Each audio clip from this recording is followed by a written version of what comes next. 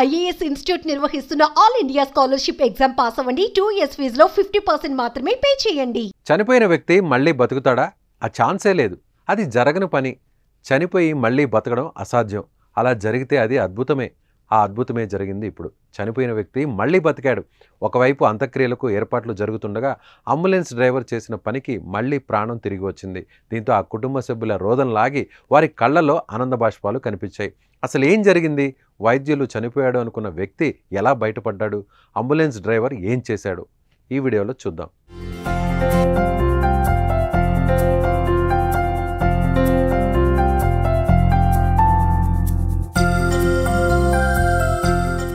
చివరి చూపు కోసం బంధువులు, స్నేహితులు, తెలిసిన వాళ్ళు భారీగా తరలివచ్చారు.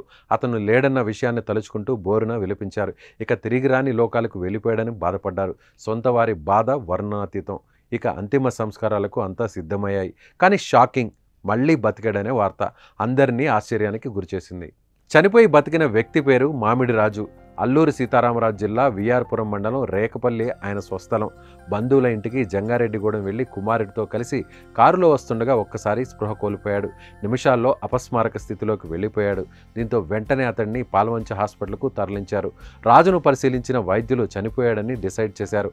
అంతే, వైద్యులు చెప్పిన మాటతో కుటుంబ సభ్యులు తీవ్ర దుఃఖంలో కూరుకుపోయారు. మేము జంగారెడ్డిగూడెం వస్తుంటే దమ్మపేట దాటాక మా డాడీ పడుకున్నానని చెప్పాను. చెప్పిన పడుకున్నారు. ములగపల్లి దగ్గర దాగానే అన్కాన్షియస్ అయ్యారు. అన్కాన్షియస్ అయితే నాకు భయం వేసి నేను కార్ పక్క కాపి చూస్తే మొత్తం నోట్లోంచి బుర్రలు వచ్చాయి. కొంచెం ఆవేశంలాగా వచ్చింది. వెంటనే మాకు అక్కడ బంధువులు ఉంటే ఆయనకి ఫోన్ చేసి చెప్తే ఆయన వెంటనే అక్కడ పాల్వంచ హాస్పిటల్కి తీసుకెళ్ళి చూపిస్తే చాలా క్రిటికల్గా ఉందని చెప్పారు. వెంటనే అక్కడ నుంచి కొత్తగూడెం తీసుకెళ్ళాం. అక్కడ నుంచి కిమ్స్ హాస్పిటల్ అంబులెన్స్ డ్రైవర్ త్వరగా ఖమ్మం తీసుకెళ్ళాం. ఆరోగ్య హాస్పిటల్కి వెళ్తే అక్కడ మహిళా డ్యూటీ డాక్టర్ చనిపోయారని నిర్ధారించారు. మరోవైపు చనిపోయిన వ్యక్తి డెత్ సర్టిఫికేట్ కోసం ఖమ్మం ప్రభుత్వ హాస్పిటల్కు తీసుకెళ్లేందుకు భద్రాచలానికి చెందిన మహాశ్రీ అనే అంబులెన్స్కు సమాచారం ఇవ్వగా కట్టప్ప అనే డ్రైవర్ అంబులెన్స్ని తీసుకుని వచ్చాడు.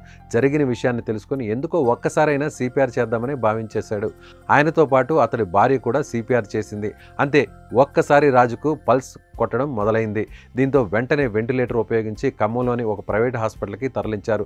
అప్పటికి చనిపోయిన వ్యక్తికి ఏ విధంగా ట్రీట్మెంట్ చేయాలని వారు ప్రశ్నించగా మళ్ళీ డ్రైవర్ కట్టప్ప సిపిఆర్ చేయడంతో ఊపిరి అందుకుంది.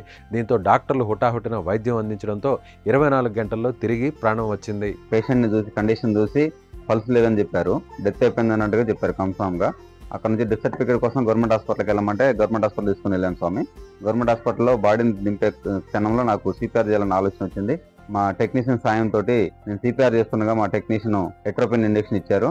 ఎమ్మటే కొంచెం పల్స్ వచ్చినట్టుగా అక్కడ ఉన్నటువంటి డ్యూటీ డాక్టర్లు చెప్పారు గవర్నమెంట్ హాస్పిటల్లోనే. చనిపోయిన వ్యక్తి మళ్లీ పునర్జన్మతో తిరిగి రావడం, అంబులెన్స్ డ్రైవర్ సమయస్ఫూర్తి, డాక్టర్స్ ధైర్యం ఆ కుటుంబానికి ఒక పండగ వాతావరణం నెలకొంది.